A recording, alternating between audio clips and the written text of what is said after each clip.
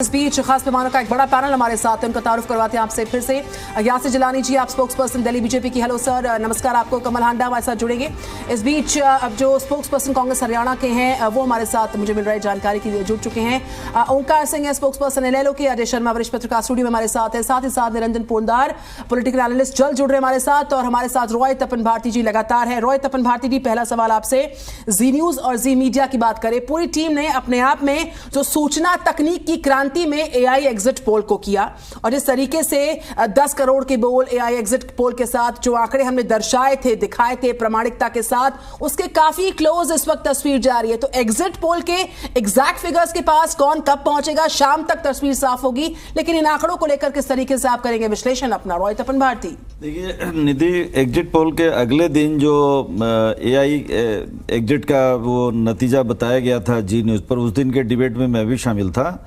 वो फर्क दिख रहा था, मतलब कि आप एनडीए को उतना नहीं दे रहे, जी ग्रुप उतना नहीं दे रहा था। चूंकि मैंने पूछा था कि इसकी वजह किस आधार पर ये आंकड़ा बताया जा रहा है, तो 4 या 6 करोड़ लोगों के बीच में ये हुआ, जिसमें से फेसबुक है, ट्विटर है और उसके अलावा टेलीफोनिक है। बहुत तरीके से निकाला गया आंकड़ा, जिसके आधार पर ये एनालिसिस एआई का आंकड़ा बताया गया जी न्यूज़ पर। तो काफ़ी हद तक एकदम सिमिलर तो नहीं कहेंगे, लेकिन उसके करीब आपका पहुंचता हुआ दिख रहा है। अब इसमें मुझे 2 बातों की है। एग्जिट पोल 2004 में जब अटल बिहारी वाजपेयी के नेतृत्व में चुनाव एनडीए लड़ रहा था, तो एग्जिट पोल में साफ कहा गया कि 240 से 280 सीटें एनडीए को मिलेगी, सरकार उसी की बनेगी। लेकिन हुआ क्या कि यूपीए गठबंधन आया और यूपीए की सरकार बनी, मनमोहन सिंह को प्रधानमंत्री बनने का मौका मिला।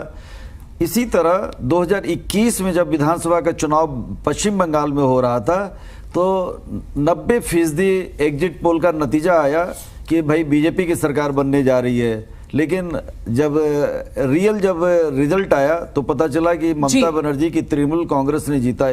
आज तीसरी बार मैं देख रहा हूं कि एग्जिट पोल, जिन लोगों ने एनडीए को लगभग 270-300 के आसपास बताया था, वो तो लगभग ठीक है, लेकिन जिन लोगों ने 390 और 400 के आसपास बताया था, उनके आंकड़े फेल होते। तो सर देखिए, जो इंडिया गठबंधन है उसको 200 को पार भी नहीं बताया था, उससे कम ही आंकड़ा जो बाकी की एजेंसीज थी उनकी तरफ से दिया गया था। एग्जिट पोल का जो साइंटिफिक जो तरीका होना चाहिए, जो अमेरिका और इंग्लैंड में अपनाया जाता है, उन तरीकों को भारत में अभी नहीं अपनाया जा रहा है। वहाँ पर तो 100% लोग शामिल होते हैं। और अमेरिका का चुनाव होने जा रहा है जाड़े में, इसी साल जाड़े में होगा, तो आप देख सितंबर अक्टूबर का महीना शायद होगा।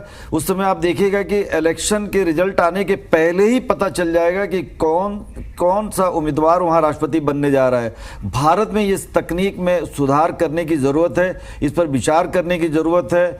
और यही कारण है कि कांग्रेस ने इल्ज़ाम लगाया कि मोदी एग्जिट पोल है। मोदी एग्जिट पोल का इल्जाम लगाना भी एग्जिट पोल एजेंसियों के लिए, जिस पार्टी के फेवर में नहीं आता है वो तो नकारी देता है खैर उसे, और जिस पार्टी के फेवर में आता है उनके लिए वो एकदम सही एग्जिट पोल होता है।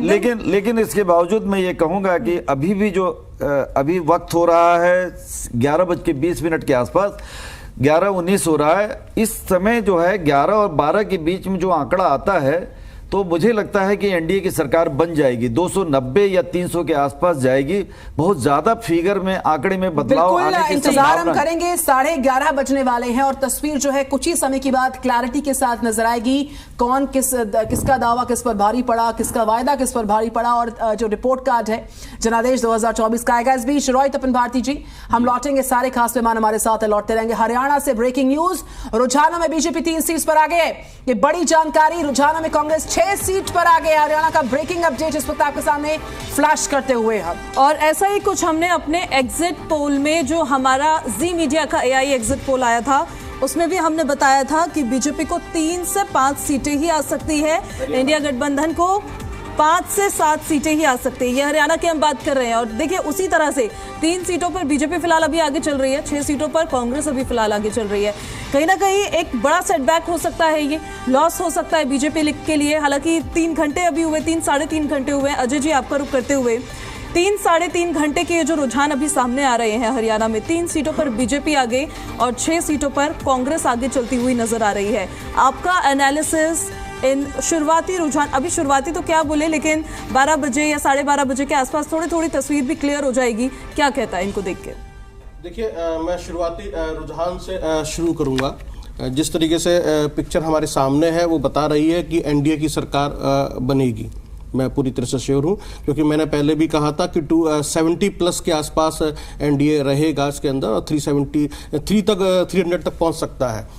क्योंकि ये मेरा अपना आकलन था। मेरे जितने भी रिपोर्टर्स हैं या मेरे जो जर्नलिस्ट हैं जिनसे मेरी बातचीत हुई थी पिछले 1-1.5 महीने के अंदर, जो ग्राउंड रिपोर्ट आई थी, उन्होंने मुझे बताया। उसके बाद यहाँ पर यह आकलन हुआ, और कुछ लोगों ने कहा कि शायद आपको ऐसा लगता है, ऐसा नहीं होगा, लेकिन आपका भी आकलन यही था एआई का। तो उससे मुझे आज इस बात की तसल्ली है कि हाँ, हम जो जर्नलिस्ट सोचते हैं और जो बातचीत करते हैं और ग्राउंड से जो रिपोर्ट्स आती हैं, जो रिपोर्टर्स बताते हैं, उस पर हमें भरोसा करना चाहिए। दूसरी, जब एजेंसीज काम करती हैं तो पूरी तरीके से वो व्यावसायिक होती हैं और एक बिजनेस मॉडल के साथ वो काम करती हैं, और उसके अंदर अपने अपने हित होते हैं, जिसकी वजह से वो कहीं ना कहीं इन्फ्लुएंस्ड हो जाती हैं या फिर बायस्ड हो जाती हैं, और वो उसके ऊपर शेयर मार्केट या अलग अलग चीज़ों का प्रभाव पड़ता है, दिखाई देता है। और वो हमें यहाँ दिखाई देता है। जैसे शेयर बाजार की बात करें, कल जिस तरह से खुला, फिर आज जो है जिस तरह से चीज़ें आ रही हैं, तो मुझे लगता है कि एक बहुत कांटे की टक्कर है इस बार। और जो इस बार का जो चुनाव हुआ है वो जमीनी स्तर का चुनाव रहा है, जो सीट दर सीट चुनाव हुआ है। जिस तरीके से अभी तक हमने विश्लेषण देखा है और सुना है, हर सीट पे जो है फाइट अलग अलग तरीके की रही है। कहीं पर हमने सीट बंटवारे को लेकर भी विरोध देखा था, कहीं पर हमने जो है जमीनी मुद्दों को लेकर भी आक्रोश देखा था। एक अंडर करंट की जिसकी हम बात करते हैं, उसने असर डाला है, जिसकी वजह से कम इतना जरूर समझ में आता है कि अंडर करंट अभी भी बरकरार है। हम एक तरीके से इंडिया गठबंधन को नकार नहीं सकते हैं। यदि नीतीश कुमार इंडिया गठबंधन में होते तो शायद पिक्चर और अलग होती। तो यहां पर पॉलिटिकल जो स्ट्रेटेजीज में बाद में हम डिस्कस करेंगे। फिलहाल यह है कि एनडीए की सरकार बनेगी, और लेकिन वो जो जादुई आंकड़ा जो मनोवैज्ञानिक दबाव बनाने के लिए इस्तेमाल किया जाता है कि 400 पार या 370 या 350 या अलग अलग, जो 400 पार का शिगुफा छोड़ा गया उसको वैसे ही माने फिर सर? नहीं, बिल्कुल ये शिगुफा था एक तरीके से, जैसे मार्केटिंग कंपनीज अपने सेल्स टीम को टारगेट देती है। पास मैं कमल हांडा के पास जाऊंगी। हरियाणा कांग्रेस से हमारे साथ है कमल हांडा। सुबह से हरियाणा कांग्रेस के नेता हमारे साथ जुड़े हैं और बड़े आशान्वित, बड़े आत्मविश्वास से लबरेज नजर आ रहे थे कि हम अपने जो अनुमानित आंकड़े हैं उनके आसपास जरूर पहुंचेंगे। इस वक्त खुद को कहां देख रहे हैं आप, कमल हांडा? आपको नमस्कार, आपका चैनल देखने वालों को भी नमस्कार, हरियाणा वासियों को भी मेरा सादर नमस्कार। बात ऐसी है मैडम, जैसा कि आपने अभी खुद ही कहा कि शिगुफा छोड़ा गया था 400 पार तक का, 370 से लेकर 401 तक, तो वो मोदी पोल थे, no doubt, I will make it very clear. और वो 2-3 दिन से ही चल रहे थे, क्योंकि जब रुझान आने शुरू हुए फर्स्ट फेज ऑनवर्ड्स, तब से ही भाषा में भी कैसे कैसे परिवर्तन होता रहा प्रधानमंत्री की, वो आपने भी देखा है, मैंने भी देखा है। वो भैंस और मंगलसूत्र से लेकर कहाँ तक आ गया, वो हिंदू मुसलमान तक आ गया, मंगलसूत्र तक आ गया, नलके की टोंटी तक आ गया, और करते करते मुजरा पर आ गया। और फिर तो हद हो गई जब ये हो गया कि बायोलॉजिकल नहीं हूं मैं, मतलब इतना ज्यादा जिसे कहते हैं कि इंसान अपनी परेशानी में अपना आपा खो बैठता है, बिना सोचे समझे जो आता है वो मन में बोल देगा। तो ये जो 400 पार बता रहे थे, ये गारंटेड है, दे वर पेड, और it was a pressure tactic कि भाई हाँ, हम इनके जो इंडिया गठबंधन के लोगों पर जो हम प्रेशर बनाए कि देखो हम तो 400 जीत रहे हैं। लेकिन हमारा कार्यकर्ता हताश नहीं हुआ, क्योंकि जमीनी स्तर पर उन्होंने काम किया है, बहुत मेहनत की है। हमारे सभी नेताओं ने, राहुल जी को क्योंकि स्पेस नहीं मिला तो उन्हें सड़क पर उतरना पड़ा, और देखिए सड़क पर उतरकर उन्होंने जन जन तक उन्होंने जो हमारे मुद्दे थे, एक्चुअली में हरियाणा में तो कोई ऐसा वर्ग है नहीं जो पिटा नहीं है। देश भर में भी क्या हुआ, चाहे वो मणिपुर है, चाहे हमारी पहलवान बेटियां हैं, चाहे बनारस हिंदू यूनिवर्सिटी की छात्रा है, चाहे अभी प्रज्वल रमन्ना का केस ले लीजिए, तो हमने मुद्दों को, संविधान को, लोकतंत्र को, और हमारे मुद्दे और हमारी गारंटीज क्या रहेंगी, हमारे न्याय कौन कौन से रहेंगे और जो सबको दिए भी जाएंगे जरूर, तो हमने मुद्दों पर चुनाव लड़ा। और उसमें जनता ने हमारा पूरा साथ दिया, क्योंकि जनता समझ गई थी कि 2 बार बेवकूफ बन लिया, अब तीसरी बार नहीं। क्योंकि इन्होंने जो वादे पूरे किए भाजपा ने, निसंदेह आपने जन जन के बीच जाकर जनता के साथ काम किया, जनता आपको परस्पर सहयोग करे और करती रहेगी, बहुत अच्छी बात है। लेकिन आपका आत्मविश्वास क्या आंकड़ों में तब्दील होगा, ये मेरा सवाल आपसे है, क्योंकि अभी भी आप बहुत लबरेज हैं आत्मविश्वास से। और इस जवाब के बाद में पोद्दार साहब जुड़ रहे हैं हमारे साथ। नमस्कार सर, आपका इस पैनल में, इस चर्चा में आपका जवाब पोद्दार साहब का, उस पर जो है मैं प्रतिक्रिया लेना चाहूंगी। कहां खड़े हैं इस वक्त आप? मुझसे पूछ रहे हैं? बिल्कुल हांडा जी, आपसे ही पूछ रही हूँ। अच्छा, आपने पोद्दार साहब का भी नाम लिया ना? उनको मैंने इंट्रोड्यूस किया हांडा जी, आप बताइए। अच्छा जी, ठीक है। Since I am not able to see everybody, I am able to see myself only, इसीलिए मुझे पता नहीं चला। एनीवेज, तो आत्मविश्वास है क्योंकि हमने काम किया है और सबसे बड़ी बात, बहुत ईमानदारी से, सच्चाई से लोगों के मुद्दे उठाए हैं, घर घर तक, जन जन तक हमने अपने मैसेज दिए हैं कि संविधान और लोकतंत्र को बचा लो, ये वक्त है, वरना अभी नहीं तो कभी नहीं। लोगों को समझ आ गया। और जो इनका जो कहते हैं हम दलितों, वंचितों, शोषितों की हम सरकार है, ये सब देखिए झूठ बोलने में। कमल हांडा जी, मैंने बड़ा सिंपल सवाल किया, आप विषयांतर हो रही हैं। मैंने आपसे बोला आपने बहुत काम किया, आपके साथ जनता ने भी सहयोग किया। अब तक के जो आंकड़े सामने आ रहे हैं, जो रुझान है और जो थोड़ी देर में रिजल्ट्स होंगे, खुद को आप कहां पर देख रहे हैं? हरियाणा कांग्रेस कहां पर है प्रेजेंट सिनेरियो में? सिंपल जवाब चाहते हैं। सरकार बनाते हुए देख रहे हैं, इंडिया गठबंधन की सरकार बनेगी। चलिए ठीक है, इंडिया गठबंधन की सरकार बनती है नहीं बनती है ये देखना होगा। आपके शुरुआती रुझान है, अभी आपके शुरुआती रुझान है, अभी तो आगे, अभी तो इब्तिदा है, आगे आगे देखिए क्या होता है। अभी तो बहुत वक्त पड़ा है काउंटिंग में, तो आप देखिएगा इंडिया गठबंधन ही सरकार बनाएगी। पोद्दार जी के पास पे जाऊंगी। पोद्दार जी, आप अभी भी चर्चा में शामिल हुए हैं, जो मौजूदा आंकड़े हैं कुछ देर में वो रुझानों से रिजल्ट में तब्दील होंगे, कितना आपका इत्तेफाक है इन आंकड़ों के साथ? और जो एग्जिट पोल्स आई के एक अनूठा प्रयोग जी मीडिया ने किया था तकनीक और क्रांति के क्षेत्र में। सबसे पहले तो निधि जी, मैं जी ग्रुप को बहुत बहुत बधाई देना चाहता हूं, और आप ये समझ लीजिए बहुत बहुत साधुवाद, क्योंकि जिस तरीके से आपने, जो तमाम सर्वे एजेंसियों ने एक अलग प्रकार का एग्जिट पोल दिया था, और आपका जो उसके बाद में एआई एग्जिट पोल जब आपका आया, और दूसरे दिन जब आपने डिबेट के अंदर हम लोगों को जोड़ा और उसके ऊपर चर्चा हुई, सहसा हमें ऐसा लगने लग गया कि जैसे जी ग्रुप बहाव के विपरीत जा रहा है। लेकिन वो जो आपका बहाव के विपरीत जाना आज कहीं ना कहीं प्रत्यक्ष में प्रमाणित होता हुआ दिख रहा है। ये मैं इसलिए बोल रहा हूं कि जो आपने एनडीए को 305 से 320 सीटों के बीच में आपने एनडीए को दी थी, और भारतीय जनता पार्टी को जहां आपने लगभग 270 सीटों के ऊपर दिखाया था अपने एआई एग्जिट पोल के अंदर, करीब करीब आप ये समझ लीजिए ये टैली वहीं पे जाके पहुंचती हुई दिख रही है। ये बात इसलिए कह रहा हूं क्योंकि आज की अभी की स्थिति के अंदर अगर हम देखें तो निश्चित रूप से आपको एक चीज और महत्वपूर्ण है, और वो ये है कि जहां जहां भारतीय जनता पार्टी की लीड है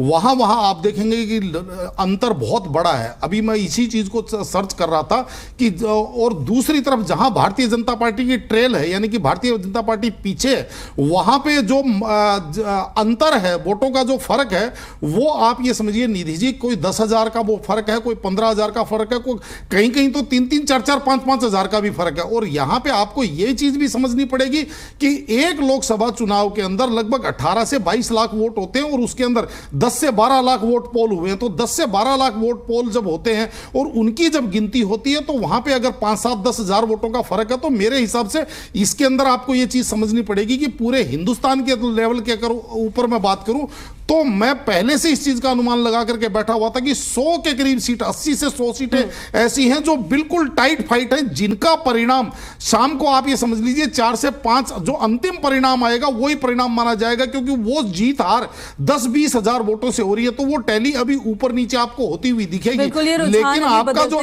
एआई एग्जिट पोल है वो मेरे हिसाब से इस टैली से बिल्कुल मैच खाता हुआ दिखाई दे रहा है। हमारा जो एआई एग्जिट पोल है वो बिल्कुल मैच खाता हुआ नजर आ रहा है, और शाम को जब नतीजे आएंगे तो कितने क्लोज हम रहने वाले हैं उस पर भी हमारी लगातार नजर बनी रहेगी। निरंजन सर, आपके पास मैं वापस लौट रही हूं, और हमारे साथ क्योंकि ओंकार सिंह भी इनेलो से प्रवक्ता काफी वक्त से सर जुड़े हुए हैं हमारे साथ। इनेलो का बार बार कहना यह है ओंकार जी कि जो प्रदेश की जनता है उन्होंने बीजेपी के खिलाफ वोट किया है, उनसे परेशान थे इसलिए वोट किया है, लेकिन यह फाइट बीजेपी कांग्रेस के बीच में हो गई। इनेलो कहां स्टैंड कर रही है? निधि जी, ये जो चुनाव है, ये चुनाव 2 हिस्सों में बंटकर रह गया, क्योंकि ये प्रधानमंत्री जी का चुनाव था, तो ये दो हिस्सों में बट के रह गया। एक वर्ग वो जो मोदी जी को दोबारा प्रधानमंत्री चाहता था, एक वर्ग वो जो मोदी जी को प्रधानमंत्री पद से हटाना चाहता है। और मैं स्पष्ट बताना चाहता हूँ, इसमें क्षेत्रीय दलों को जनता ने एक साइड में रख दिया, क्योंकि एंटी इनकम्बेंसी इतनी ज्यादा है कि वो किसी भी कीमत पर ये नहीं रिस्क ले सकते थे कि हम अपनी वोट को इस तरीके से डालें कि उस वोट का उपयोग ना हो सके। ये मेरा मानना है। बिल्कुल ठीक है, ये एंटी इनकम्बेंसी बहुत ज्यादा है और ये चुनाव कोई विपक्षी या कांग्रेस नहीं लड़ रहा। मैं बार बार यही बात कहूंगा, ये चुनाव जनता ने लड़ा है। आप देखिए उन सीटों पर भी बहुत टफ मुकाबला नजर आ रहा है जिन सीटों पर प्रत्याशी विपक्ष का कमजोर था। लेकिन आज बहरहाल सवाल सर मेरा ये था कि जनता ने विकल्प के तौर पर आपको क्यों नहीं चुनाया? देखिए, हमारा दल एक क्षेत्रीय दल है जिसका अगर हम हमारे से आमतौर पर पूछा जाता है आपका प्रधानमंत्री का चेहरा कौन है, तो हम तो क्षेत्रीय दल है। तो वो तो इंडिया अलायंस के पास भी प्रधानमंत्री का चेहरा नहीं था। देखिए, जब भी राष्ट्रीय चुनाव होते हैं क्षेत्रीय दल किसी न किसी के साथ समझौते में आता है और हमने अपनी कोशिश करी थी कि हम इंडिया गठबंधन की जो नींव है वो जींद की महासभा में रखी गई थी, सम्मान दिवस समारोह में रखी गई थी। लेकिन कुछ दलों ने, जैसे हुड्डा साहब ने कोशिश करी कि इनेलो उसमें शामिल ना हो क्योंकि वो पुत्रमोह में फंसे हुए थे। लेकिन आज परिस्थिति बिल्कुल स्पष्ट है। आज भारत की जनता एक तरफ वो है जो मोदी जी को प्रधानमंत्री पद से हटाना चाहते हैं, दूसरी तरफ वो है जो मोदी जी को प्रधानमंत्री पद पर बने रहने देना ठीक है चाहते सर। हैं। यही कारण है कि हम क्षेत्रीय दल जो छोटे दल हैं इनकी तरफ जनता का रुझान। ठीक है अजय जी, आपका रुख करना चाहूंगी मैं। ऐसा माना जा रहा था कि जब जेजेपी को बीजेपी के गठबंधन से अलग किया गया, बड़ी स्ट्रैटेजी के साथ किया गया ताकि जो जाट वोट बैंक है वो बढ़ जाए इन पार्टियों में और उसका फायदा बीजेपी को हो जाए। पर जेजेपी और आईएनएलडी क्या नुकसान इन लोकसभा इलेक्शंस में किसी पार्टी को प्रदेश में पहुंचाती हुई नजर आ रही है या फिर जैसा ओंकार जी कह रहे हैं वैसे ही होता नजर आ रहा है? नहीं, देखिए नुकसान मुझे लगता है इतना ज़्यादा नहीं हुआ है जैसे ओमकार जी कह रहे हैं। मैं थोड़ा सा इसको और एक बात से क्लियर हो रही है कि क्षेत्रीय पार्टियों की जो राजनीति है वो सिर्फ जो है विधानसभा चुनाव तक या फिर पंचायत स्तर के चुनाव तक है। और यदि ये इनको समझ लेना चाहिए था, यदि इनको राष्ट्रीय राजनीति में आना था या फिर इस लोकसभा चुनाव के अंदर बने रहना था, तब इनको जो है इंडिया गठबंधन में या फिर एनडीए में शामिल हो जाना चाहिए था। अगर आज आप ये बैठ के कहते हैं कि हम ये राष्ट्रीय चुनाव था और हम क्षेत्रीय पार्टियां हैं, तो इसका मतलब यह कि आपका डिसीजन गलत रहा और आप एक सही डिसीजन नहीं ले पाए जो कि आपकी पार्टी के हित में नहीं था। तो ये एक तरीके से आपने खुद ही एक्सेप्ट कर लिया एक नेशनल टेलीविजन के ऊपर बैठकर। तो दूसरा ये है, और रही बात जातिगत राजनीति के अंदर भारतीय जनता पार्टी की जो सोशल इंजीनियरिंग है वो किसी से छिपी हुई नहीं है। उसके जो आरएसएस और उसके सहयोगी संगठन है जो काम करते हैं, और चाहे हरियाणा की हम बात करें तो जाट वोट जो है बीजेपी की तरफ गया है, वो साफ साफ हमें दिखाई दे रहा है उसके अंदर रुझान के अंदर। जिस तरीके से हमें लगा था कि नायब सिंह सैनी के आने से फर्क पड़ेगा, लेकिन वो फर्क पड़ा। और जबकि पहले चर्चाएं चल रही थी कि अंदर खाने गुटबाजी चल रही है, काफ़ी शिकायतें हैं और इसका असर दिखाई देगा और कांग्रेस पार्टी को ज्यादा फायदा दिखाई देगा, तो ऐसा कुछ हुआ नहीं है। अभी हरियाणा में देखा कुछ दिन पहले जिस तरीके की पिक्चर निकल कर सामने आई थी, लगभग 1-2 महीने पहले, उससे भी लगा था कि शायद बहुत कुछ ऐसा बड़ा होने वाला है। और भूपेंद्र सिंह हुड्डा जिस तरीके से बात कर रहे थे, तो मुझे लगता है कि जितनी भी पॉलिटिकल पार्टीज हैं उनको ये इस बार सोचना होगा, चाहे क्षेत्रीय पार्टियां इस तरह की हो, कि आपके पास सिर्फ जुमलों से या फिर अपने आप को ये सोच लेने से कि हम जो कह रहे हैं या सोच रहे हैं वही सही है और हम जो कहेंगे वही जनता मानेगी, तो ऐसा नहीं है। इस बार जनता बहुत साइलेंट मोड में रही और उसने पूरा एनालिसिस किया और बिल्कुल, और वो साइलेंस अब टूटता हुआ नजर आ रहा है जब रुझान आ रहे हैं और नतीजे सामने आएंगे। इससे यही समझ में आ रहा है कि पॉलिटिकल पार्टीज को समझना होगा, अपनी राजनीति के बारे में समझना होगा, अपने इलेक्शन कैंपेन के बारे में फिर से समझना होगा और प्लानिंग करनी होगी कि आपके हाथ में कितनी नब्ज है। आप जो है सिर्फ नेगेटिव राजनीति करते हैं, दूसरे पॉलिटिकल पार्टीज के नेताओं को जो है दरियाते हैं, नुकसान करवाते हैं। ये बात सही कह रहे हैं आप सर। मैं आपके पास वापस लौट रही हूँ, आपके पास वापस लौट रही हूँ। कमल हांडा जी, ऐसा लगता है हरियाणा में अगर जेजेपी और आईएनएलडी को भी साथ ले आए होते तो और मजबूत स्थिति होती प्रदेश में आपकी, क्योंकि आपको तो लोकतंत्र को बचाना था।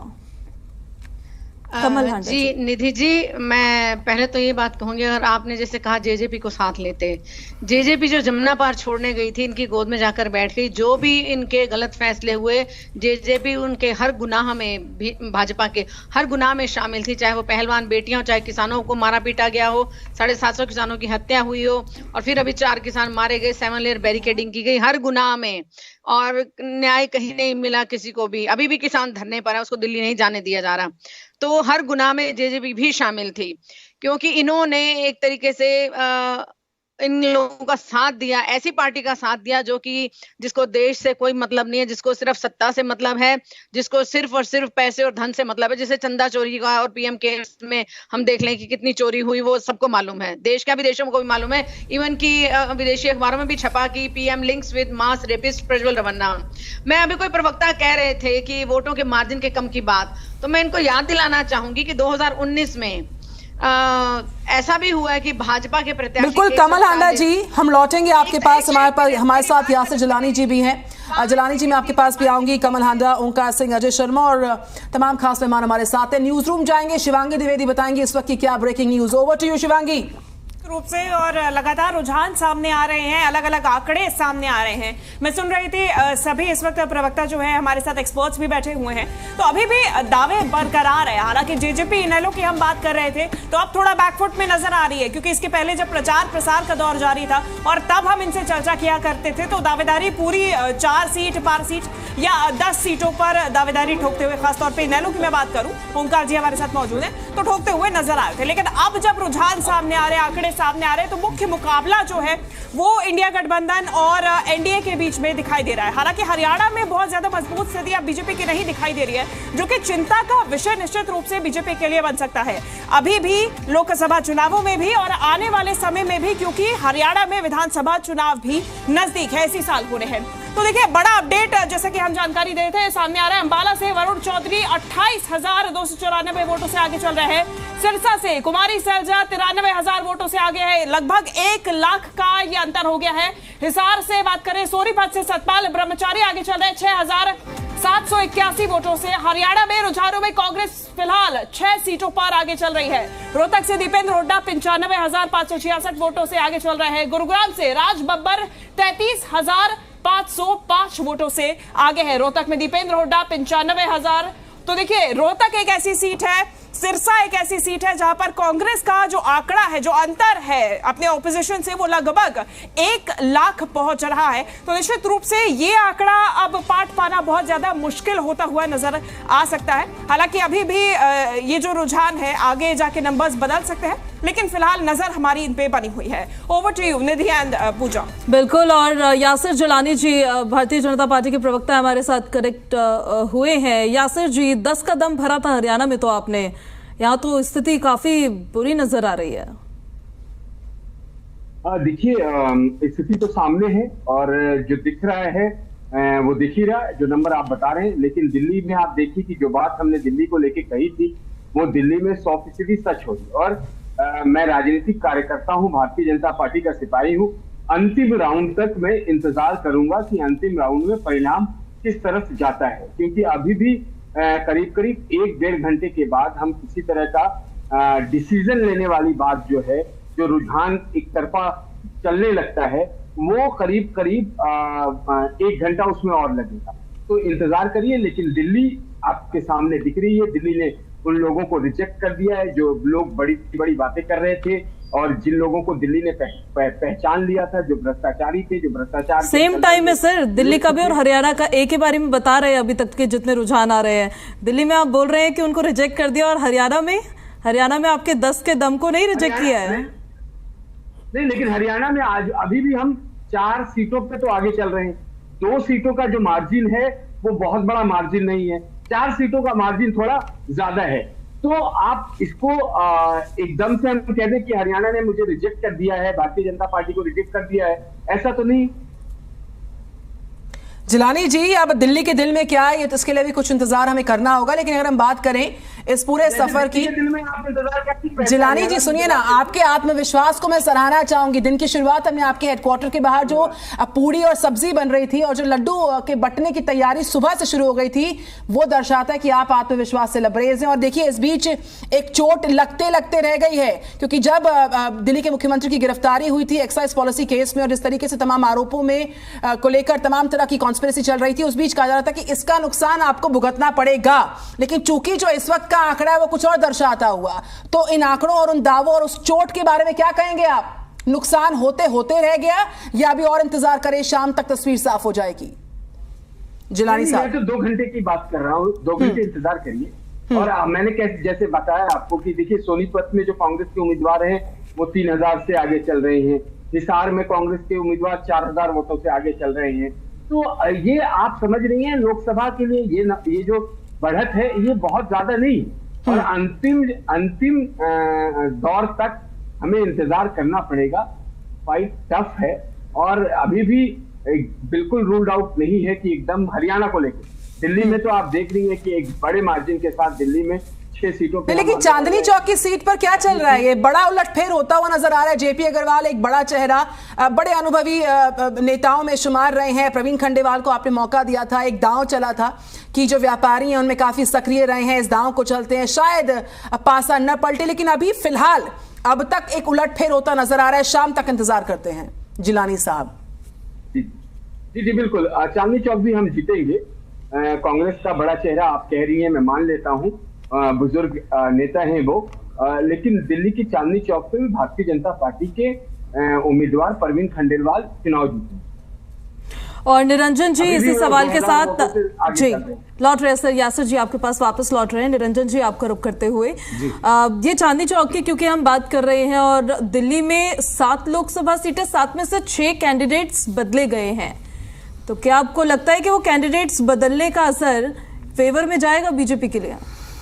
देखिए पूजा, अगर आपको ये चीज वास्तव में अगर आप देखेंगे तो भारतीय जनता पार्टी को मेरे हिसाब से विचार करना जरूरी है। और यहाँ पे जिस तरीके के जो अभी ट्रेंड आ रहे हैं, मेरा ये मानना है कि भारतीय जनता पार्टी को कहीं ना कहीं ठोकर तो लगी है, लेकिन भारतीय जनता पार्टी गिरती हुई नहीं दिख रही। हमारे यहाँ कहा जाता है कि एक संभलने के लिए चेतावनी के रूप में इनको ये चीज समझनी चाहिए, क्योंकि जिस तरीके से भारतीय जनता पार्टी 2014 और 2019, 14 के अंदर 53% और 19 के अंदर 56% से ऊपर वोट लेकर के दिल्ली के अंदर 7 सीटों पे कब्जा जमाया था। आज अगर वहां पे इनको संघर्ष करना पड़ रहा है उन्हीं 7 सीटों के ऊपर, तो निश्चित रूप से इनको एक सोचने वाली बात है, क्योंकि केवल अच्छी अच्छी बातें, और ये अगर सोचते हैं कि 5 किलो राशन और उसके बाद में रैलियों से भाषण से जनता वोट दे देती है, तो इन को भी समझना चाहिए।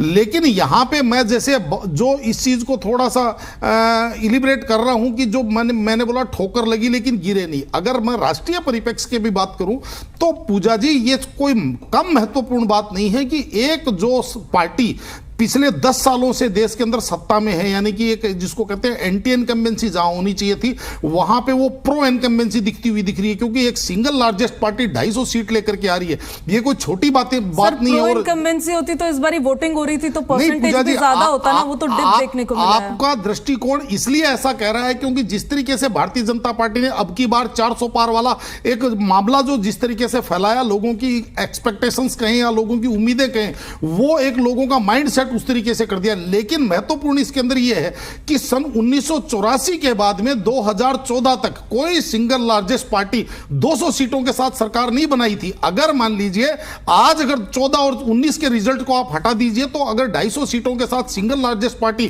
सरकार बनाने जा रही है, तो इसको आप छोटा मैंडेट मत मान के चलिए, क्योंकि उससे पहले हमने देखा 125 सीटों पे से भी सरकार बनी है, 180 सीटों पे इसी सरकार बनी है, 170, 30 साल तक इस देश ने लंगड़ी लूली सरकारें देखी। लेकिन इस अभी भी अगर 10 वर्षों के शासनकाल के बाद में 250 सीटें प्लस करके अगर कोई पार्टी सरकार बनाने की तरफ अग्रसर है तो उसको आप ये नहीं कह सकते। हाँ, ये अलग बात है कि इस चीज पे विपक्ष खुशी मना सकता है कि हमने 400 पार करने से रोक दिया, ये जरूर हो सकता है, लेकिन इसको आप हार नहीं बता सकते। ठीक है निरंजन जी, जिस बात का आप जिक्र कर रहे हैं, अजय जी क्या बीजेपी का क्योंकि संगठन इतना बड़ा है, इतना स्ट्रांग है, नैरेटिव बहुत अच्छे से बिल्ड करना जानते हैं, ये इसके पीछे वजह रह रही है या फिर विपक्ष की कमजोरी है?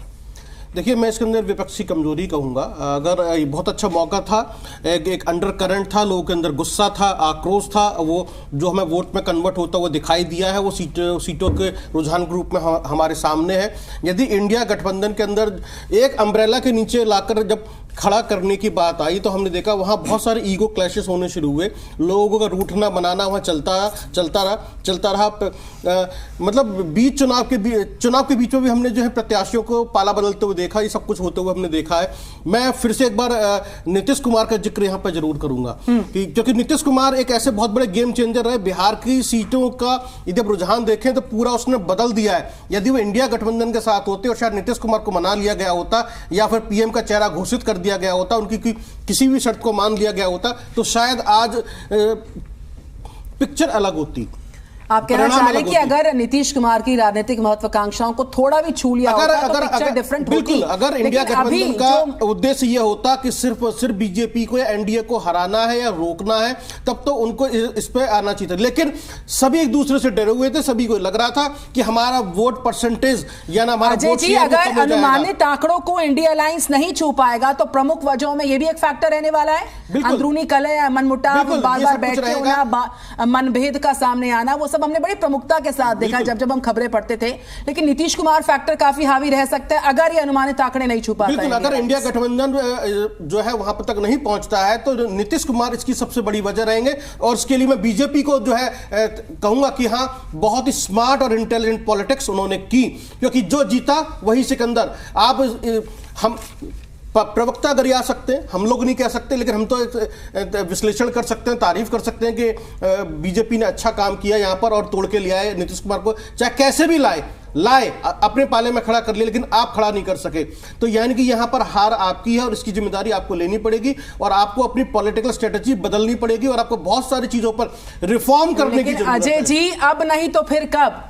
नहीं, अब तो देखिए, अब नहीं तो फिर कब? अब तो निकल गया, हाथी तो निकल गया, बस पूंछ बाकी है। बिल्कुल, ये अब जिस तरीके से अभी कुछ दिन पहले राहुल गांधी का ट्वीट भी आया था अग्निवीर को लेकर, जो उन्होंने बता दिया था कि हम विपक्ष में रहेंगे और अपना काम करते रहेंगे। हाँ। तो वही समझ में आ गया था कि आखिरकार रिजल्ट क्या रहने वाला है।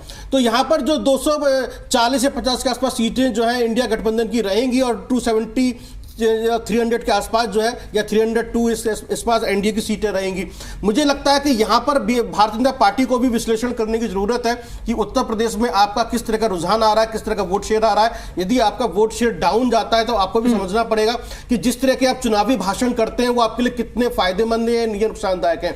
आखिरकार जनता चाहती क्या है? जम्मू कश्मीर से आने वाले रिजल्ट भी आपको सोचने के लिए मजबूर करेंगे। आखिरकार जो जम्मू और जम्मू संभाग की जो सीटें उसमें आप वहां पर अजय जी विपक्ष का भी जिक्र कर रहे हैं, हम इंडिया अलायंस का जिक्र कर रहे हैं। यासिर जिलानी जी, 2014-2019 की तर्ज पर ऐसा ना हो जाए कि 2024 में भी विपक्ष को अपना कुनबा जुटाना, एकजुट होना भारी पड़ जाए, क्योंकि 2014 में भी आप उस आंकड़े के पास नहीं थे कि आप एक कॉन्फिडेंट विपक्ष की भूमिका को बैठकर दिखा पाएं, और इस बार भी कुछ ऐसे नजर आ रहा है। और अगर ऐसा होता है तो कौन कौन से वो बड़े फैक्टर्स हैं? आदेश शर्मा ने कई फैक्टर्स का जिक्र किया, आप क्या जोड़ेंगे उसमें जिलानी साहब? इंडिया अलायंस की अगर टूट होती है और अगर वो पूरी तरह से बैकफुट पर आता है तो कौन कौन से मेजर रीजंस हैं जो सेटबैक साबित होंगे? जिलानी साहब बताइए। मैं तो अभी लास्ट राउंड तक मुझे उम्मीद है कि हम अपने दम पे 272 को पार करेंगे। अभी यूपी से जो खबर आ रही है उसमें भी बहुत सारी 17-18 ऐसी सीटें हैं जिसमें 2000, 2500, 10,000 तक मैक्सिमम बढ़त और आगे पीछे चल रही है। तो अभी तो देखिए इंतजार करना पड़ेगा और आ जाएगा जब रिजल्ट, तब देखेंगे ये सारी चीजें। जिलानी साहब, मेरा सवाल ये नहीं था, जिलानी साहब मेरा सवाल ये था कि अगर विपक्ष कुनबा नहीं जोड़ पाया, नहीं जुटा पाया, तो कौन कौन सी वजह रहेंगी इंडिया अलायंस के इस बैकफुट पर आने की शाम तक आते आते, जिसको आप चिन्हित करें? मैं ये जानना चाहती हूँ। आपके कुनबे की बढ़ोतरी का जिक्र तो हम सब कर रहे हैं। सबसे बड़ी वजह है अविश्वास। वो एक दूसरे पे विश्वास नहीं करते हैं। वो किसको प्रधानमंत्री के लिए पेश करेंगे उसके बाद ही उनके यहाँ जो सिर्फ फुटबॉल शुरू हो जाएगा। और यही हुआ था जब वो इंडी ब्लॉक जब उन्होंने बनाया था। और अभी हमारे एक समीक्षक ने कहा कि किस तरीके से नीतीश कुमार ने साथ छोड़ दिया था। टीएमसी लास्ट तक उनके साथ तो थी, लेकिन उनका विचार अलग था। उसने एक्सेप्ट ही नहीं किया कांग्रेस की लीडरशिप को। बंगाल में सबने देखा है कि बंगाल की जो सबसे कांग्रेस की मजबूत सीट थी, अधीर रंजन चौधरी जो सबसे कद्दावर नेता थे, उस सीट पे भी टीएमसी ने एक क्रिकेटर को लाके इसलिए लड़ाया कि उसकी एक अलग पहचान थी और वो चुनाव में उसे हरा सकते थे, और वहां भी आगे पीछे उस सीट पे भी मामला चल रहा है। तो उनके अंदर एक जो सबसे बड़ी कमी है अविश्वास की। अभी सूत्रों के हवाले से कुछ जगहों पे ये खबर चल रही है कि सोनिया गांधी को ये काम सौंपा गया है कि वो टीडीपी और दूसरे दलों के साथ वो बात करे। तो ये उनका क्षेत्र विचार है, वो सपने कल भी देख रहे थे सरकार बनाने की, वो आज भी देख सकते हैं, और वो तय करेंगे शाम तक। अभी आने दीजिए, शाम तक बीजेपी इस सिचुएशन में आ जाएगी जब फाइनल राउंड का रिजल्ट पूरे भारत से आ जाएगा, तो मुझे लगता है कि 272 के आंकड़े को हम पार करेंगे। यासर जी लौटेंगे आपके पास, और क्योंकि हम जिक्र कर रहे हैं, नहीं, जिस तरीके से बात हो रही है, अभी ममता बनर्जी की बात कर रहे हैं, मैं मायावती का भी यहाँ जिक्र करूंगा। यदि उत्तर प्रदेश के अंदर मायावती को भी थोड़ा सा अगर साथ में ले लिया होता तो शायद और पिक्चर बदल जाती। आज यदि हम यहाँ पर 36 या 40 सीटों का विश्लेषण कर रहे हैं कि समाजवादी पार्टी और कांग्रेस वहां पर लीड करती हुई दिखाई दे रही है, तो शायद और पिक्चर बदल जाती। अगर ओवैसी साहब भी आ जाते तो शायद और भी पिक्चर बदल जाती उत्तर प्रदेश के अंदर, क्योंकि छोटे स्तर के जो चुनाव होते हैं उसमें ओवैसी साहब का बहुत बड़ा रोल रहता है।